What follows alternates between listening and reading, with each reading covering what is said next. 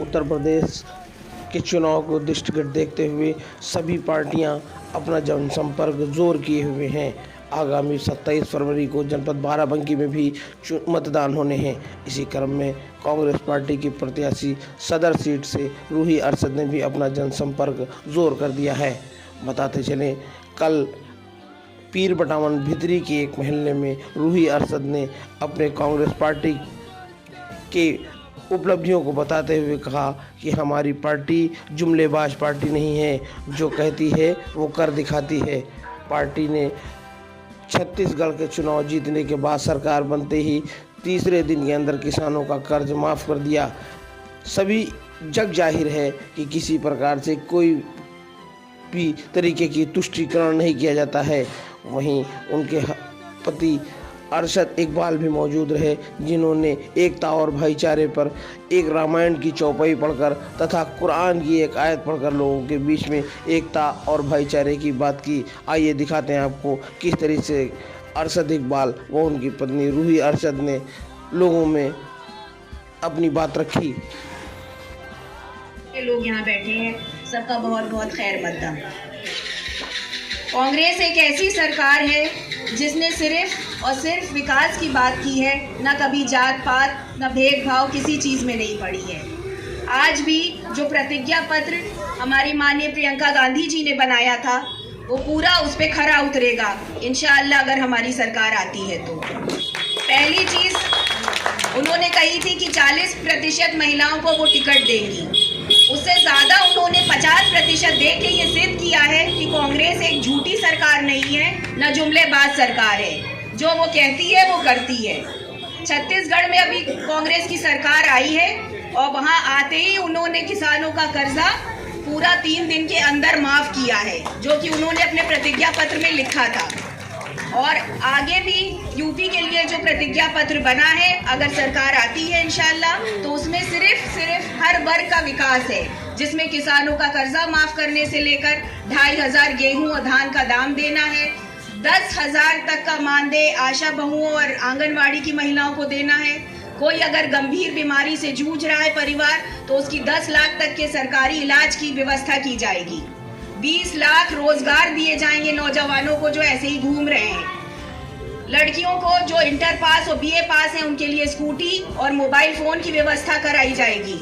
अच्छे से अच्छे 75 दक्षता स्कूल बनवाए जाएंगे, जिससे लड़कियों की आत्म सुरक्षा हो सके, वो किसी के ऊपर निर्भर न रहे। सरकारी बस सेवाएं औरतों के लिए फ्री चलवाई जाएंगी, जिससे उनको बाहर आने जाने में कोई दिक्कत ना हो कि बाहर पढ़ने जाना हो या कुछ हो तो उनको किसी के सहारे बैठना पड़े। कुल मिला के पूरा मुद्दा विकास, विकास और विकास है कांग्रेस पार्टी का। इसलिए मैं चाहती हूँ कि आप लोग 27 तारीख को अपने बच्चों के भविष्य मुस्तकबिल के लिए सोचिए और कांग्रेस को लाइए, ताकि आपके बच्चों का मुस्तकबिल अच्छे से अच्छा बन सके। शुक्रिया। चाहे हमारी कुरान हो, चाहे हमारी रामायण हो, सब जगह ये कहा गया है कि प्यार मोहब्बत से रहो। हमारी रामायण में तो ये कहा गया है कि दैहिक दैविक भौतिक तापा, राम राज नहीं कोई व्यापा, सब नर करें परस्पर प्रीति, सब चली सर्वधर्म श्रुति नीति। देखिए, इसका मतलब ये है कि भगवान राम ने कहा है कि जहां भी रहो, सब धर्म जहां भी रहे, हर धर्म के मानने वाले अपने अपने धर्म का पालन करें। यही चीज इस्लाम में है, लकुम दीनकुम, आपका दीन आपके साथ, हमारा दीन हमारे साथ। लेकिन आज कुछ सियासी रोटियां सेकने के लिए हम लोगों को बांटा जा रहा है। फायदा किसका हो रहा है? फायदा हो रहा है उनका जो आपको बांट रहे हैं। जिन कंपनियों पे आपका अधिकार था, चाहे वो बैंक हो, चाहे बीमा कंपनी हो, चाहे भारत की मिलिट्री के बाद सबसे बड़ा महकमा रेलवे हो, जहां 13,66,000 आदमी काम करता है, रेलवे उसको भी बेच रहे हैं, प्लेटफॉर्म बेच रहे हैं, एयरपोर्ट बेच रहे हैं, सब बेच रहे हैं, सब बेच रहे हैं। जब सब बिक जाएगा तो इन बच्चों के मुस्तकबिल के लिए क्या होगा? कहीं नौकरी मिल सकती है? मैं आपसे पूछना चाहता हूं, क्या आपके बच्चे उम्मीद कर सकते हैं कि कहीं नौकरी मिलेगी? भारतीय रेल एक काम के लिए 4 आदमी रखती थी, लेकिन जब ये प्राइवेट हो जाएगा तो 4 काम के लिए 1 आदमी रखा जाएगा। क्योंकि जो प्राइवेट होगा उसको अपना मुनाफा, अपना प्रॉफिट दिखाई पड़ता है।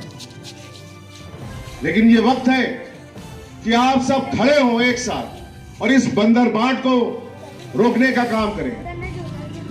मैं दावे के साथ कह सकता हूं कि मोदी और योगी जी को अगर कोई रोक सकता है तो सिर्फ और सिर्फ कांग्रेस पार्टी है, इसके सिवा कोई नहीं। अगर मोदी जी लाल आंख करके दिखा देंगे बहन जी को, तो आप देख रहे हैं बहन जी तब से कुछ बोली नहीं है, दिखा चुके हैं तब से बहन जी बोली नहीं है।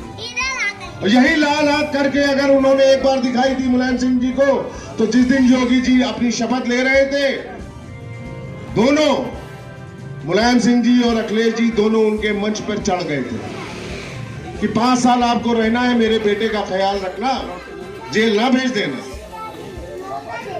डरता कौन है? डरता कौन है? चाहे कोरोना काल हो और चाहे अंकित भाई साहब,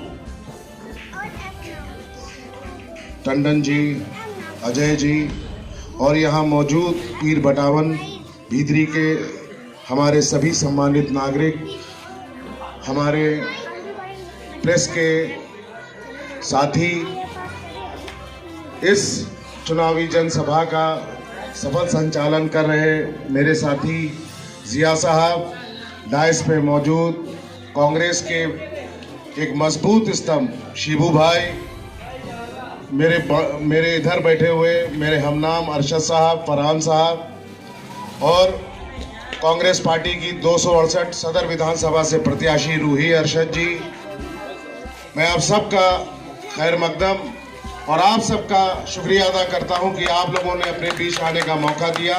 बहुत बहुत शुक्रिया। मैं अपनी बात शुरू करूं उससे पहले मैं एक शेर कहना चाहूंगा कि लश्कर, इसका मतलब मैं आप मेरे जो मीडिया के भाई हैं इसको आप दिल में ना लीजिएगा, मैं ये किसी और लोगों के लिए कह रहा हूं। लश्कर भी तुम्हारा है, सरदार भी तुम्हारा है, लश्कर भी तुम्हारा है, सरदार भी तुम्हारा है, तुम झूठ को सच लिख दो, अखबार भी तुम्हारा है। खूने मजलूम ज्यादा नहीं पहने वाला, अंधेरों का दौर ज्यादा नहीं टिकने वाला, इन्हीं अंधेरों का दौर चीर के नूर आएगा, तुम अगर फिरौन हो तो मूसा भी जरूर आएगा।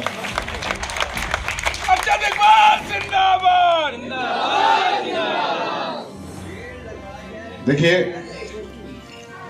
वक्त कम है, जो घर होते हैं एक दूसरे से मिले रहते हैं, चाहे वो हिंदू हो, मुसलमान हो, सिख हो, ईसाई हो, यही खूबसूरती है हमारे हिंदुस्तान की, क्योंकि हिंदुस्तान एक गुलदस्ता है और हम चाहे हिंदू हो चाहे मुसलमान हो इसके फूल हैं। अगर गुलदस्ता ना हो तो फूल बेकार है और फूल ना हो तो गुलदस्ता बेकार है। तो ये खूबसूरती है हिंदुस्तान की। आज जिस तरीके से हिंदुस्तान की राजनीति आ गई है, जिस तरीके से हिंदुस्तान को बांटने का काम करा जा रहा है, मैं समझता हूं कि अगर आप सब ये ठान लें कि हम एक दूसरे का हाथ पकड़कर एक दूसरे के साथ कंधे से कंधा मिलाकर चलेंगे, तो ये हिंदुस्तान में जो आज बंदरबाट का खेल चल रहा है ये रुक जाए, क्योंकि आप इसको रोक सकते हैं। चाहे हमारी कुरान हो, चाहे हमारी रामायण हो, सब जगह ये कहा गया है कि प्यार मोहब्बत से रहो। हमारी रामायण में तो ये कहा गया है कि दैहिक दैविक भौतिक तापा। राम बंधु बैठे हुए हैं जो कहते थे कि मोदी सरकार में यह होगा, तो आप लोगों से मैं गुजारिश कर रहा हूं, मैं आप लोगों से गुजारिश कर रहा हूं कि ये एक बेरोजगार करते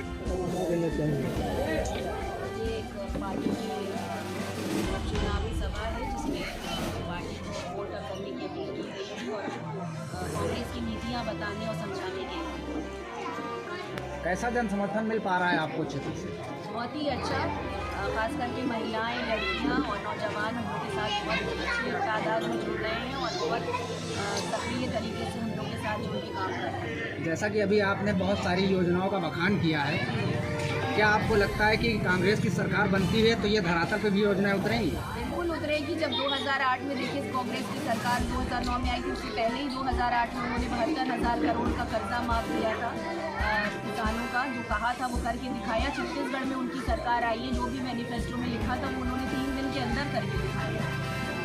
जो कहते हैं वो करते हैं। वही मैंने कहा जिंगलेबाज सरकार नहीं जो कहती है वो धरातल पे वो चीज़ करके दिखाती है। सबसे पहला सबूत तो आपको यही दे दिया, 40% महिलाओं को टिकट लोग कह रहे थे नहीं दे पाएगी सरकार, मगर उन्होंने 50% करके वो चीज़ कर दी है।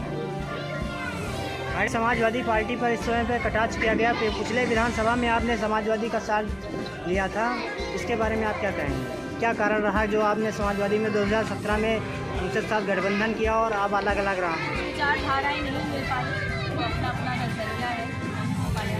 क्या बात है।